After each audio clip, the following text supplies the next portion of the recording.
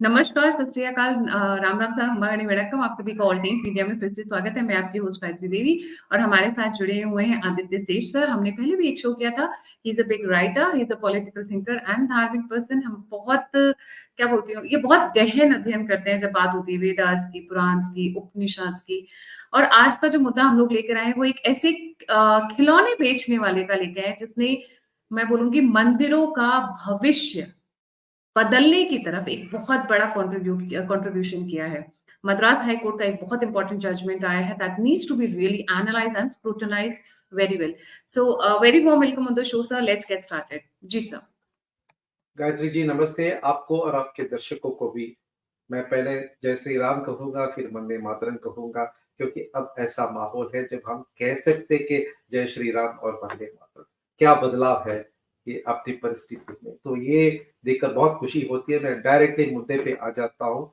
एक छोटा toy seller जो सामग्री बेचता है, आस्था का सामग्री बेचता है, चंदन कुमकुम जो भी होगा, वो गरीब है, वो कैसे खड़ा हो जाता है और कैसे वो कहता है कि मेरे मंदिर में गैर हिंदू आना नहीं चाहिए और आकर मौज मस्ती नहीं करना चाहिए, मौज मस्ती करके मेरा आस्था को चोट नहीं पहुंचाना चाहिए। मतलब आप सोचते होंगे कि ये कैसा एक छोटा सा आदमी उठकर खड़ा हो जाता है, मगर यही है सत्य जी। सत्य कहाँ कहाँ से निकलता है आपको खुद पता ही नहीं चलेगा। आप इसको एल्गोरिथमिक कहिए, आप इसको सेरेंडिपिटी कहिए, जो भी आपको कहना है आपको कहिए, मगर जब भगवान चाहते हैं तो ऐसे सूत्रधार बेचते हैं। और इस सूत्रधार के साथ वो ऐसे किरदार भी बेचते हैं जो और कहीं से होंगे, आके इस केस में जुड़ जाते, कहते मुझे भी कुछ कहना है क्योंकि मेरा भी मुद्दा यही है, क्योंकि मैंने भी ऐसे केस और कहीं फाइल किया है। तो वो भी लोग आ जाते हैं, जुड़ जाते हैं। और वहां के जो स्थानीय लोग हैं, जब ये टिकट बेचता है गैर हिंदू को, जो मतलब विजिबली गैर हिंदू है, तो बाकी के जो भक्त है या वहां के लोकल एरिया में जो लोग हैं, जाके वो टिकट काउंटर में जाके धरना करते हैं, रोकते हैं। और वो टिकट काउंटर में जो टिकट बेचता है वो वापस टिकट खींच देता है। और जब खींचता है तो ये गैर हिंदू कहता है कि ये तो मनोरंजन का जगह जगह है जी, मैं यहाँ जाके मैं बैठ सकता हूँ, मैं मुझे कोई नहीं रोक सकता। अब सोचिए, अगर कोई ऐसा कहे तो क्या उसके पीछे कौन है? और कोई ऐसा कहे कि ये मनोरंजन है तो मैं यहाँ जाऊंगा ही, तो इसके पीछे कौन है? मतलब इसमें बहुत सी ताकतें लगी हुई है। और आप आज देखते हो कि दुनिया भर में हिंदुओं के मंदिर में छेद करना, तोड़ना, बंगाल में जो भी हुआ है, अभी मैंने सुना कि वहां पे कुछ ऐसे अभद्र चीज रखे गए थे मंदिर के अंदर जो हम कल्पना भी नहीं कर सकते हैं। मगर एक बात तो साफ है, जितना आप चोट पहुंचाओगे उतने ही हम खड़े हो जाएंगे, उतने ही हम खड़े हो जाएंगे, उतने ही शक्तिशाली बनेंगे। तो शायद ये भगवान का खेल है कि दौर ऐसा है कि हमारे ऊपर अटैक्स हो रहा है और हम खड़ा रह के उसको फेस कर रहे हैं। तो ऐसे कहानी के बारे में हम आज बात करेंगे। और ये मद्रास हाई कोर्ट का मदुरई बेंच का ऑर्डर है। अब मैं आपको इस ऑर्डर के बारे में थोड़ा बता देता हूं। मैं ज्यादा इसको टेक्निकल नहीं रखूंगा, मैं इस स्टोरी का जो ऑर्डर का जो है भावार्थ रखूंगा, इसके बेसिक इमोशंस रखूंगा। और ऑर्डर ने एक निर्णय स्टाइल से, शैली से कह दिया है कि आप हिंदुओं के मंदिर के साथ छेड़खानी नहीं कर सकते हैं। ये पिकनिक स्पॉट नहीं है, ये मनोरंजन का जगह नहीं है, ये ऐसा जगह है जहाँ पे प्राण प्रतिष्ठा हुआ है, भगवान यहाँ जीवित है।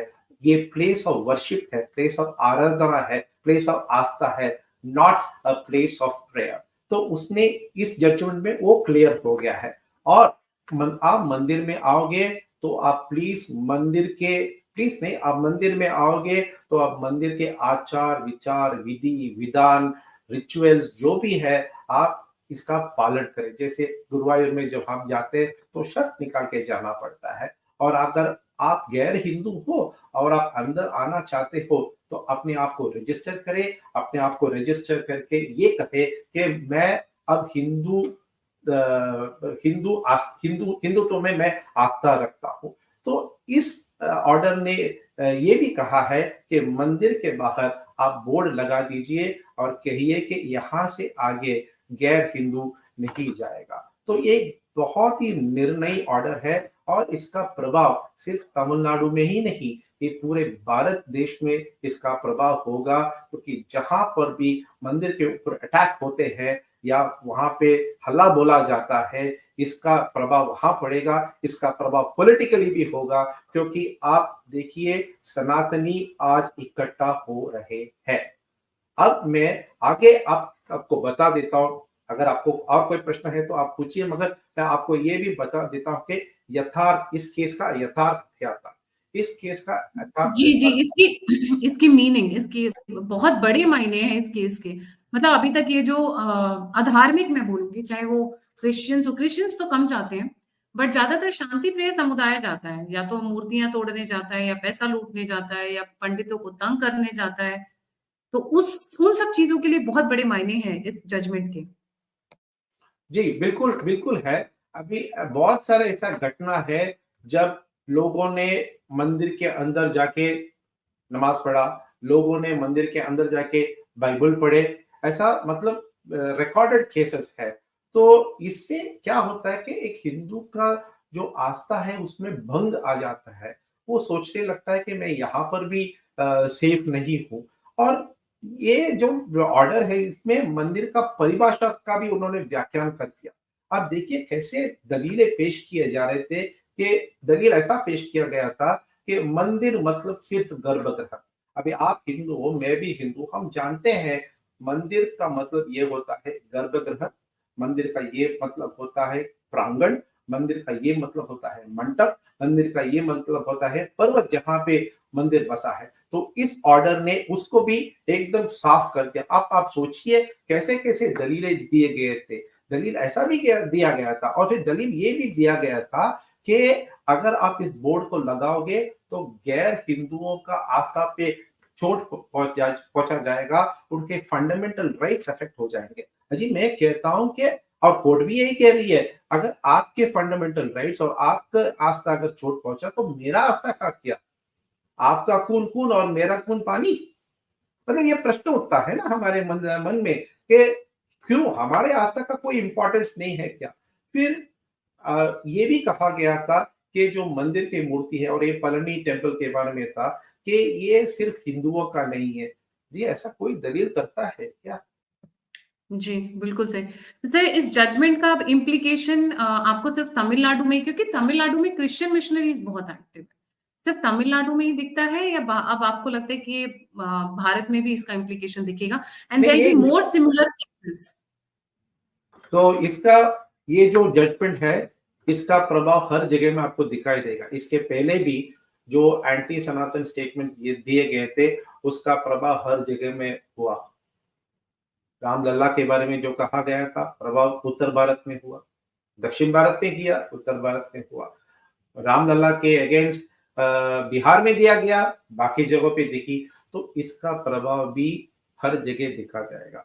इसमें दूसरा एक दृष्टिकोण है कि इस जजमेंट जो है ये निर्णय जजमेंट है ना, तो इसको प्रेसिडेंट रखे बाकी जो मंदिरों का केस चल रहा है, इसका उल्लेख वहां पे भी की जाएगी। तो न सिर्फ ये आस्था का विषय रहेगा, ये पॉलिटिकल रहेगा, क्योंकि इसके कारण पॉलिटिकल एग्रीगेशन होगा। सनातनी एक साथ आ जाएंगे, हिंदू एक साथ आ जाएंगे फॉर लीगल मैटर्स। ये प्रेसिडेंट होके रहेगा। एक मन में भावना जो है वो जागरूक उठेगी। क्यों भाई, ऐसा क्यों है कि सिर्फ हम सिर्फ लात खा रहे हैं? और आप मान लीजिए ना, आपके घर में कोई आके घुस जाता है और घुस के एक रूम, दो रूम, चार रूम कब्जा कर लेता है, और फिर आपको डेमोक्रेटिक इसमें बननी पड़ती है। ये कहाँ का इंसाफ है, कहाँ का न्याय है? तो वैसा ही ये भी केस है। तो ये केस जो है बहुत निर्णायक होगा, और न जाने ये केस यहाँ तक ले आने के लिए हमें तो दो चार किरदार के बारे में हमें पता है, कितने ऐसे और किरदार है। एक तो मुझे पता है श्रीरंगम में जो केस लड़ रहे हैं, एक ऐसे उत्तर भारत में भी हो रहा है, राम मंदिर का भी हो रहा है, विष्णु शंकर जी जो कर रहे हैं। तो हमारे कितने ऐसे योद्धा आज इस लड़ाई को लड़ रहे हैं। इस योद्धाओं को हमें याद रखना चाहिए और इनसे हमें प्रेरित होना चाहिए। जी, आपने बिल्कुल सही कहा। जब एक गरीब तबके से आए हुए खिलौने बेचने वाले ने इतनी बड़ी जजमेंट अपने फेवर में ले ली, या फिर मैं बोलूं प्रभावी इंसाफ को, जजमेंट। न्याय, जी, पूरे हिंदुओं के फेवर में ले ली, मंदिरों के फेवर में ले ली, तो हम लोग भी बहुत कुछ कर सकते हैं। और जब हम लोग जुड़ेंगे तभी बनेगा अखंड भारत, हिंदू राष्ट्र, जिसकी कल्पना सभी करते हैं। So hats off to him and Madras high court को बहुत बहुत धन्यवाद। Finally we are being recognised, our rights are being recognised. नहीं तो अभी तक सेकुलर स्पॉट बना दिया जाता था, जैसे जय साई दीपक कई बार बोलते हैं, या फिर ऐसा स्पॉट बना दिया जाता था जो कि लाइक अ पब्लिक प्लेस की anybody can walk in and anybody can walk out. Sabarimala case में हमने देखा कि किस इवन दो केस वो हार गए थे जय साई दीपक, बट उनकी जो आर्ग्यूमेंट्स थी बहुत स्ट्रांग थी कि ये वो पब्लिक आज भी इस केस ने लोगों को जागृत किया है। और अभी आप देख रहे हो कि हिंदू कहता है कि मैं हिंदू हूं, मैं हिंदू आस्था विधान विधि को फॉलो करूंगा, मैं तिलक लगाऊंगा, मैं मंदिर में जाऊंगा और मैं गर्व करता हूं, मैं अभिमान रखता हूं कि मैं हिंदू। और फिर भी ये सब कहने के बाद किसी को थप्पड़ या तमाचा नहीं मारेगा जी, वो न्यायालय के पास जाएगा, न्यायालय से अपना हक मांगेगा, इलेक्शन में अपना मतदान देगा। मतलब इतना शांतिपूर्वक परिवर्तन हो रहा है और कोई इसका इनकार नहीं कर सकता। जी, so temples are not picnic places, और ये हिंदुओं के लिए भी है, प्लेसेस नहीं है। पूजा करने जाना है, अर्चना करने जाना है, जाइए। नहीं तो ये जो आजकल मंदिरों के नाम पर टूरिज्म चल पड़ा है ना, लोग वहां पर जाकर मीट खा रहे हैं, शराब पी रहे हैं, मतलब फंगासी कर रहे हैं, that has to be stopped. So this is a big judgment. Thanjavur के टेम्पल में केस है जहां मंदिर के अंदर बैठ के नॉन वेजिटेरियन कर रहे थे। मैं ये नहीं कर रहा हूँ कि हुक्मरान को ये सब रोकना चाहिए, मगर हो रहा है, ये बंद होना चाहिए। ये टेम्पल अथॉरिटीज का काम है कि ये ऐसे चीजों को बंद करे। और मैं दूसरा भी कहता हूँ कि अपने ही लोग जब मंदिर में जाते हैं, प्लीज एक वेशभूषा आपका सांप्रदायिक रखिए। मतलब ऐसा हो कि आपका आचार विचार से मैच करने वाला, ऐसा ना कि शॉर्ट्स में जाए, ऐसा ना करे। मतलब मंदिर में जाते हैं तो या तो अब आप वेष्टी पहनिए या कुर्ता पैजामा पहनिए, आस्था रखिए, क्योंकि आप लोगों को और लोग देख रहे हैं। जी, बिल्कुल सही। Thank you so much sir for joining on this sweet subject and this is a big judgment, we should all celebrate. तो सभी को बहुत बहुत बधाइयां, बहुत बहुत कांग्रेचुलेशंस। जी, इस वर्ष का ये तीसरा दिवाली है। जी, पहला इसी के दिवाली साथ वो हुआ, दूसरा जी, दिवाली ये हो रहा है और ये तीसरा दिवाली है। गायत्री जी, आपको और आपके दर्शकों को बहुत ही धन्यवाद। और आप बुलाते रहती हो और हम दौड़ के आ जाते हैं। वंदे जी, Mataram. Thank you so much for joining. जाने से पहले सभी व्यूअर्स से रिक्वेस्ट है, please don't forget to like, subscribe and share the alternate media. अगर आप कंट्रीब्यूट करना चाहते हैं, फीडबैक देना चाहते हैं, मुझसे जुड़ना चाहते हैं, तो सभी की सभी लिंक्स डिस्क्रिप्शन बॉक्स में। इसी के साथ जय हिंद, जय श्री राम, हर हर महादेव।